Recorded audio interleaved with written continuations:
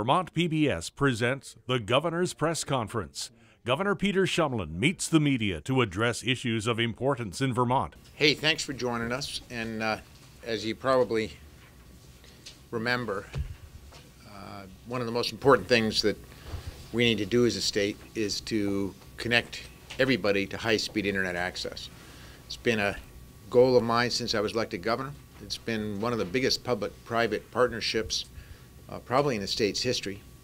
And I'm proud to say that we're making real progress and that we literally now have either every Vermont home connected to high-speed internet access or a solution for every single address. Some of the toughest areas to serve are being awarded today $860,000 in grants to help serve those communities. And the towns happen to be represented by Senator McDonald in many of the cases, but EC Fiber is one of the awardees today, and we're going to hear from Irv in a second. The other two awardees are Comcast and Fairpoint. And this particular grant will boost high-speed internet access to the towns of Norwich, Pittsfield, Randolph, Royalton, Jamaica, Rochester, Reading, and Bradford. I'm incredibly proud of the progress that we're making. We know that these grants are made possible by the connectivity initiative that I signed into law a year ago. And I want to thank my department as well as all of our partners in helping us accomplish the goal of getting high-speed internet access to every last mile of Vermont.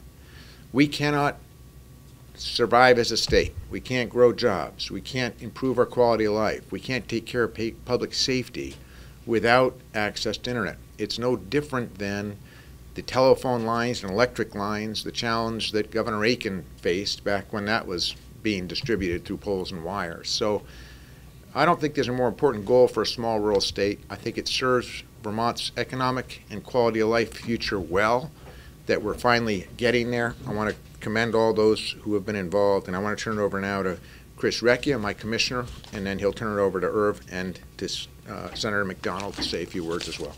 Thank you, Governor. Thanks very much. So thank you very much, everyone, and thank you, Governor Shumlin, for the leadership in this area, because this has been one of the high priorities for the department. You know, we're often focusing on energy issues, but we have to remember that telecommunications is fully half of our responsibility and job. And I want to thank also Senator McDonald for his continued effort in trying to move this stuff forward. Jim Porter of my staff, the Director of Telecommunications and Connectivity, now that we're taking responsibility for actually moving some of these options out. This is really very special because last year when the governor signed the bill, the Connectivity Initiative, and the legislature chose to have a goal of 100 megabytes per second upload and download, we thought that was quite ambitious. It is quite ambitious. We've got a long way to go to get there. But what we're doing with today's awards is we're taking the hardest of the hard spots to get to and actually leapfrogging those from a less than 4.1 capability up to, in the case of EC Fiber, up to 100 for those customers, and that will serve them for many, many years to come. So I want to thank you all for coming and for the good proposals that we got from both EC Fiber, Comcast, and Fairpoint. This will help improve connectivity for 175 addresses, as I say, in the hardest to reach spots. We'd be happy to take questions if you have them. You got some good revenue results. Does that impact the conversation about how much you need to raise to support next year's budget? No. And let me tell you why. If we've learned anything from the last many years, it is that revenues are volatile, unpredictable, and it's encouraging that we're making progress, growing jobs, revenues finally exceeding our reduced expectations. And don't forget, we reduced expectations. But my strong view, and I believe you'll find this of legislative leadership as well, is that should we be lucky enough to have any one-time money from better revenues than we thought, we should use that money to build our reserves, recognizing that 5% reserves are not adequate. That was the lesson from the past. We also know that what got us into the situation we're in now is by having spending that exceeds revenues. So any increase in revenues is good news for us, but we do have a fundamental problem we have to fix, which is that we're still spending faster than revenues growing. What's the surplus going to be? Too early to tell. Let's hope we have one. But obviously we won't be able to answer that until we get May and June. You're pretty confident there will be, and all of it should go to additional reserves? If there's any surplus, it should go to reserves. Listen, there's still some unknowns. We believe, for a number of reasons, that we may well have some significant corporate refunds coming. So it's way too early to declare victory on the revenue front. Are you then saying the House plan, as you may be aware, calls for surpluses to go into restoring LIHEAP funds that were cut? Does that mean when you say surplus should go into reserve that it's above and beyond whatever gets restored to LIHEAP, or the first dollar should go in as well? We'll work that out in conference committee, but what I feel strongly about is let's not build waterfalls that spend any excesses that might come in. Let's put them aside for what we have learned are tough times that will come ahead. So I take it you're not necessarily a fan of that portion of the House's budget plan? No, I didn't say that. I mean, we're going to fund LIHEAP one way or the other. So, as you know, we always used to do in a budget adjustment, then we moved it to be a line item in a budget, then oil prices went down significantly, and suddenly it appeared we had more money than we needed in there. So I think it's smart to do it on a year-by-year basis because oil prices fluctuate so much and we never know quite what Congress is going to do. But I, too, don't want to short LIHEAP. So I think, that one may well make some sense, but the tendency sometimes when folks see revenues improving is to spend every penny of it should it actually come in, and I'm encouraging us not to do that. What about the existing tax and budget proposals from the House and Senate? Are you still opposed to them? Well, let me just recount why we are where we are. And the answer is I'm looking forward to working together with the House and the Senate to come up with a sensible spending plan that's affordable for Vermonters and a tax plan that raises as little tax as we can possibly raise. Having said that, what has changed since in the last couple of weeks is that despite my pleas, it's clear that my solution for a payroll tax to have a dedicated fund for health care that would have drawn down $100 million to help us take care of some of our most vulnerable Vermonters is not likely to become law. So, and as you know, I've pushed that very hard with the House. I pushed it very hard with the Senate. I believe it's the right thing to do. If you ask leadership, they'll tell you that as recently as 2 weeks ago, I sat down with the leadership of the Senate, brought in the appropriations chairs and money chairs and said, listen, if we do this, this not only makes sense for Vermont, but it solves a $40 million problem that we're going to face next year. And it does that because my payroll tax generated basically a 40% surplus for next year, which we're going to dedicate, should, in my view, and I bet the legislature would have agreed, should have been dedicated to healthcare expenses. So I know we're getting in the weeds here, but next year we're going to face a $22 million increase in FMAP as our incomes rise and a national average, we continue to drop in terms of need. They're going to basically take $22 million roughly from us over this year's budget. So there's $22 million of healthcare, Medicaid-related, healthcare-related expenses. We also have a 53-week Medicaid year. It happens every once in a while. That costs us $10 million. There's another $10 million in there of healthcare-related expenses that, again, I won't get into the weeds on, but it's a $40 million problem. And because we're not pursuing the proposal I laid out in January, matching it with the House's Health and Welfare Committee's spending plan, we have a $40 million problem going out of the gate. So my view was, and I shared this with leadership on both sides, we don't want to be in that position. And since we're not making some of the choices that were presented, I feel strongly that we should reduce spending, and I made some recommendations to do that, so that we can reduce the money that we ask Vermonters to pay in. So that's obviously what I want to see. Now, I'm not saying no taxes, and I'm not being unreasonable, but I just feel very strongly that we should go back at the effort to try and reduce spending in light of the fact that we've now got a bigger problem next year, and that we should not take away Vermonters' mortgage deductions, because that drives home ownership. I think that when you get to a house of $240,000, that's middle-class Vermonters trying to pay their mortgage. We shouldn't be taking their interest deductions away from them. We should not remove charitable deductions in any way, because we desperately need Vermonters to give to charity. And we shouldn't remove the catastrophic health care deduction when seniors in particular use that when their insurance doesn't do what it should. So those are the areas that I feel strongly about, and we'll sit down and try to work them out. Do you feel strongly enough that if the conference committees were to keep those elements in the bills, that you would veto those budget or tax bills? You know, I've learned from the wisdom of other governors, don't threaten to veto a bill unless you're going to veto a bill. I would hope I wouldn't have to veto a bill. I would hope that the legislature and we would sit down and try to come up with a sensible solution that spends less and asks Vermonters, therefore, to spend less. How much more do you want to see cut?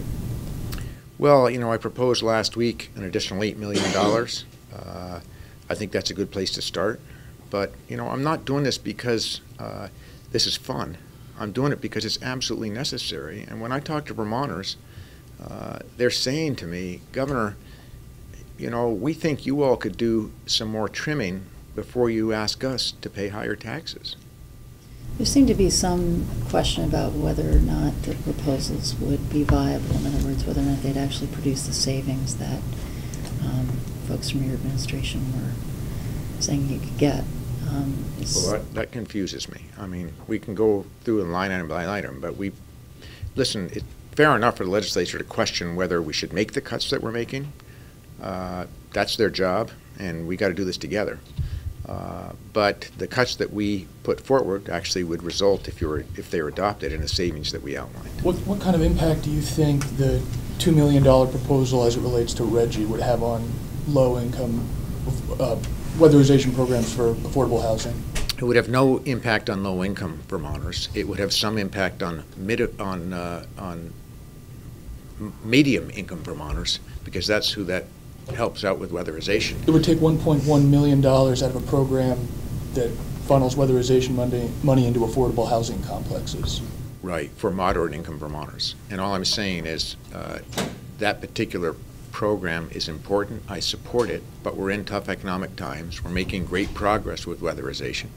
And we feel that it's a cut that we can make that none of us want to make, but that is manageable within the goals of making Vermont more energy efficient. I mean, listen, you know, with cuts, you can criticize every single one of them, but we do have a problem.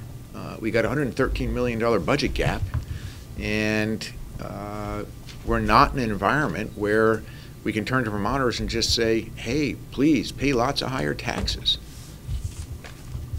Those are the choices. You know, it's tough choice time. I'm sorry. There's a proposal to have a per parcel fee for Chittenden County homeowners to fund the lake cleanup plan that the Senate and House have been working on. Any thoughts on that proposal as far as if it's something you could stomach in order to get a plan out there? I've encouraged the Senate, who's discussed, as you know, the House did not pass a per parcel property tax fee. I'm encouraging Senate leadership to do the same. I don't think that this is a time where Vermonters are asking us to raise property taxes for any reason. You just said $240,000 income is a middle class, household income is a middle class Vermonter. I think that's something like the top 5%. How are you defining middle class? If you have a $240,000 mortgage, Oh, not mortgage, income. I'm sorry, I thought you said income. Mortgage. I would say you're a middle-class Vermonter, and you know, I happen to know lots of couples in Vermont who might be a teacher and an engineer or whatever who have a $240,000 mortgage, and I just think it's a huge mistake at a time when our housing economy is slowly starting to recover, and we actually want millenniums out there buying homes, which they haven't been doing, to say, now we're going to take away your mortgage deduction. And let's remember the way mortgages work. You get the highest interest pay deduction in the beginning of your mortgage, and then as you start to pay down principal, you don't. So the toughest time for a young couple to buy a home is in the beginning, when they got to come up with a down payment, they get to make some improvements, and they're paying almost all interest in their mortgage. That's not when you want to take their interest deduction from them. Aside from the budget, if we have a little more than a week to go, we don't have agreement on an education reform bill, a water quality bill, a health care bill, an energy bill. Which of those most concern you? All of them. You know, I mean, I sometimes read the press accounts and I feel like I'm in another universe. I've heard that the legislature isn't doing much and the governor's not doing much and not much is happening. And then we get a sensible question like yours. What are you worried about? I actually think we have the potential to have one of the most productive legislative sessions that addresses real problems that are holding back Vermonters, holding back their ability to make money and pay their bills, of any session that I can remember.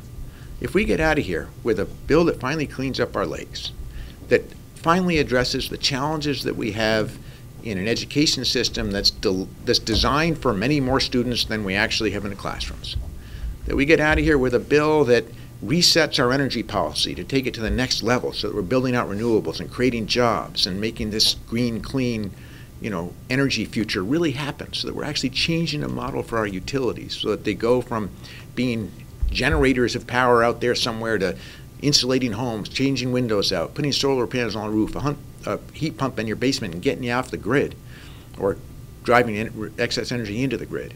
If we get out of here with a child protection bill, and if we get out of here with some improvements in health care and we balance a $113 million budget shortfall, that's extraordinary.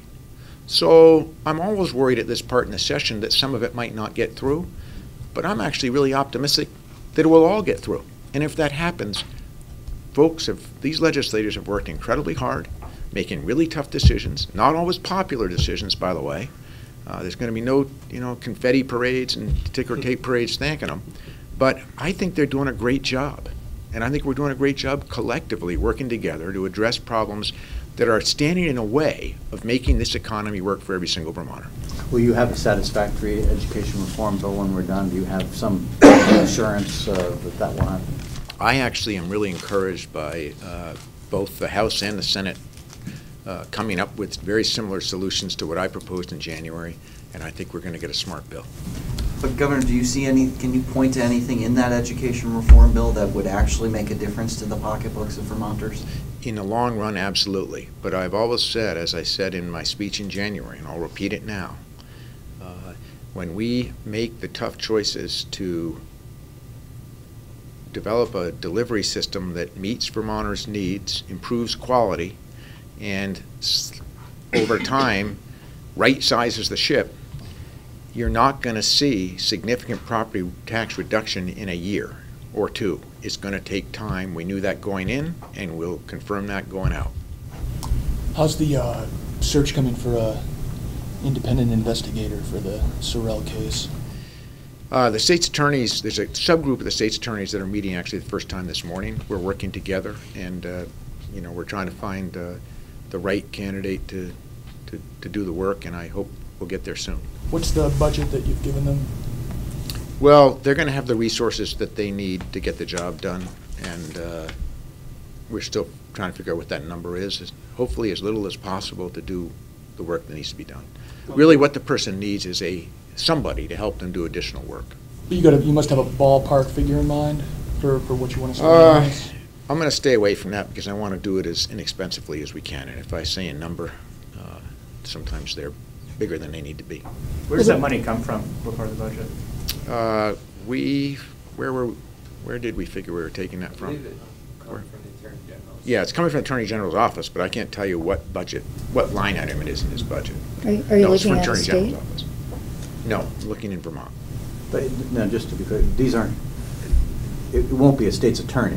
It will be an independent lawyer, right? It will not be an existing state's attorney, right? How many of the states? But I want to make clear the process. So this person will go out and you know, do the work they need to do. Then they're going to make a recommendation to the subcommittee of the state's attorneys, which will be, so that's how the process will work. How many state's attorneys are involved in this screening? I think there's 5 or 6, 7. I'm not sure of the working. I don't know. It's a subcommittee of the state's attorneys. Why does Comcast need $230,000? They're one of our providers, and you know, in all of these cases, these are folks, including EC Fiber, who would not serve these communities were it not for the subsidy. I mean, these are the hardest to get, most expensive addresses.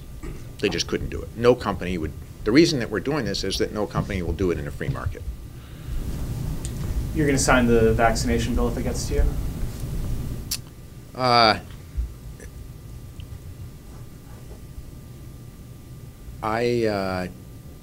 don't expect a vaccination bill to get to me. What do you mean? Just my guess.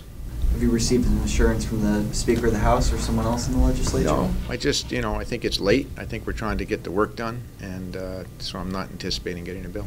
So I know you've got very good instincts on this kind of stuff, but if it does get to you, which it sounds Again, like now. as you know, I never telegraph what I'll do if a bill gets to me. Do you support You the know, concept? I've answered that question many times, and the question will be no different, but I'd be happy to answer it again if you wish. I would like you to answer it again if you would. As you know, I believe that we should vaccinate our kids. I vaccinated mine, and I encourage Vermonters to vaccinate theirs. It makes good common sense. It's good public policy, and I believe it's irresponsible not to. Having said that, I also believe that the bill that we passed a short time ago should be given an opportunity to work. And if the legislature feels strongly that they have a different view than the one they had before, where the Senate supported removing the exemption and the House didn't, I'm all ears, but I don't expect that to be the case this session. So you don't think that they should move forward with the change that the Senate has? That isn't what I proposed? said. I said if they send me a bill, I'm happy to look at it. But that doesn't express your feelings about it, I just did. Do you feel the underlying bill is absolutely necessary, the one containing technical changes to the registries that this was added onto in the Senate? I really haven't looked at that bill in detail, so I can't answer that question. Governor, the Healthcare Committee is taking testimony on this bill all day long today. If the leadership or someone, you know, has made a decision that it's not going to be brought to the floor, are they wasting their time today? No, and I'm not sure the leadership's made that decision. What I've said is what I've said to you before. I'd be surprised if the legislature has changed so much since we debated this bill 2.5 years ago, that there's going to be likely a significantly different outcome in this first half of the biennium. I just don't believe there will be. Now, I could be wrong, and if I am wrong, I'm all ears. But they're doing what they're supposed to do. The one chamber passes a bill. It didn't come across, as you know, in time for crossover. So usually what they do is when the House has more time on their hands, which they do now because the Senate now is the bulk of the bills, they take testimony in anticipation for the next year's, for the second half of the biennium, to be able to use that knowledge then. So I wouldn't be at all surprised if I saw the bill in the next half of the biennium. I would be surprised if they just kicked it out quickly. But the bill is scheduled to be for Tuesday on the House floor, that's my understanding. Well, I didn't understand that. If so, you have a different understanding. I just hadn't seen that it was on the calendar. You changed your mind last year and signed the cell phone bill. Now we're talking. Can I just say something about this? Yeah. Governors often oppose bills, and they sometimes oppose really bad ideas in bills until they get them out. And that's what I did with the cell phone bill. You know, it had a provision in it that I thought was a really, really bad idea, which was to accrue points on your license when you get caught using a cell phone. So what I said was, I'm not, I'm to legislative leadership, I'm not excited about that. Please get that out of there. And, I thought the bill generally was common sense, and I said that right from the beginning. It's common sense not to talk on your cell phone when you're driving. But you also said it shouldn't be legislated. Right. I said it's hard to, I didn't say it shouldn't be, I said it's very tough to legislate common sense. And I think that's what I said, that it's very tough to legislate common sense. But do you see the different distinction there? It's tough to legislate common sense versus I had an issue with the points. I made clear, I hope, when I signed the bill, that I was happy that the bill didn't have points in it on driver's licenses. I didn't think that was logical. Well, stipulating that, this year we're talking about amending the bill further. Right. Do you see any problem with looking at your phone when you're stuck in traffic or at a stop sign? I think you shouldn't be distinguishing between stop signs and driving, because the stop sign, you should be watching what's going on at a stop sign. That's why it's there. If you stop at a light, the idea is that you want to kind of keep an eye on it so that when it turns green, you can move forward and not everybody else in back of you is lined up. So, if we're going to say don't use cell phones when you drive, it would be logical not to use cell phones when you drive. McDonald's drive-through.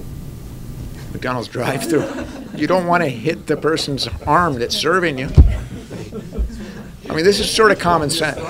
I know you can't legislate common sense, but you can have common sense, and this would be an example. Governor, in seriousness, though, the law does allow you to pull over to the side of the road to use your phone. That's different. Some senators expressed they felt it was safer to check who texted them at a red light than perhaps when it's snowing to pull over to the side of the road. What do you think about that? Wow. I would say when it's snowing, just keep driving till you get home. Great, thanks everyone, that's fun. Watch the governor's press conference each week at this time here on Vermont PBS World. You can also log on and see previous press conferences at our website, vermontpbs.org.